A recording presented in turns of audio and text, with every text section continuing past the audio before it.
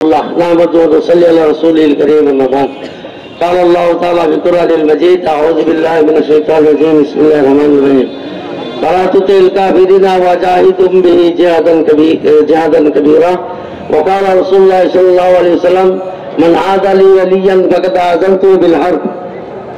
সম্মানিত উপস্থিতি, তো অনেকে আমরা অবগত আছি যে ভারত মহারাষ্ট্রের রামগিরি হিন্দু মালাউন সে আমাদের নবী করিম সাল্লাল্লাহু আলাইহি ওয়াসাল্লামের ব্যাপারে কটূক্তি করেছে। এই কটূক্তির প্রতিবাদে আমরা সকল তৌহিদি জনতা উলামায়ে কেরাম ছাত্র সহ এখানে ত্রিশাল উপজেলায় সমবেত হয়েছি।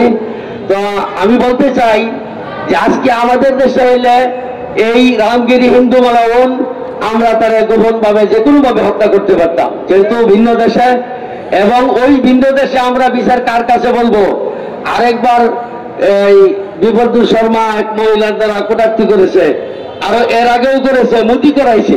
মোদি হইল সন্ত্রাস, সারা বিশ্বের ভিতরে আমেরিকার ভিতরে বাইরে হইল বিশ্ব সন্ত্রাস এবং মোদি সন্ত্রাস। মোদির কাছে বিচার আমরা কি জানাবো?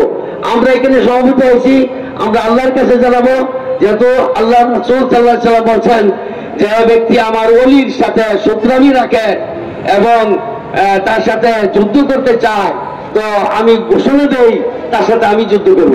তাইলে আল্লাহর হওয়ালা করব, আমরা আজকে দোয়া করব আল্লাহ তাআলা যাতে ওই রামগিরি হিন্দু মালাউনের কে খতম করে হালাক করে, যে কোনো মুসলমানের দ্বারা হোক এমনি হোক, তো আমরা এই দোয়া করব।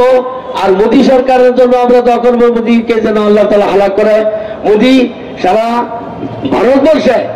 ভারতবর্ষে মোদী মুসলমানদেরকে মারতেছে, হালাক করতেছে, ঘরবাড়ি উচ্ছেদ করতেছে, মুসলমানদের ব্যবসা বাণিজ্য বুলডোজার দা ভেঙে দিতেছে, আগুন জ্বালাইতেছে, বিজেপি দল দ্বারা আক্রমণ করতেছে, ছেলেদেরকে পিটাই মারতেছে, মুসলমানদেরকে মাদ্রাসা ভাঙচুর করতেছে, মাদ্রাসাকে লিস্টি থেকে ওটাও করতেছে, উচ্ছেদ করতেছে, মাদ্রাসা চালাইতে পারবে না, বিভিন্ন আইন জারি করতেছে।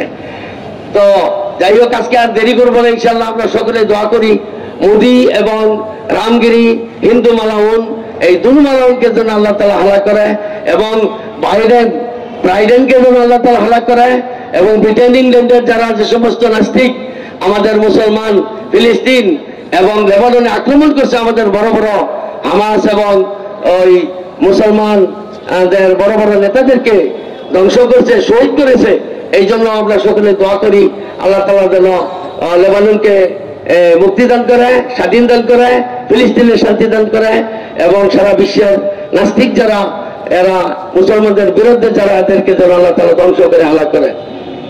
আজকে সকল উপস্থিতিকে ধন্যবাদ জানাই, আজকে সভা সমাপ্তি ঘোষণা করা হইল ইনশাআল্লাহ।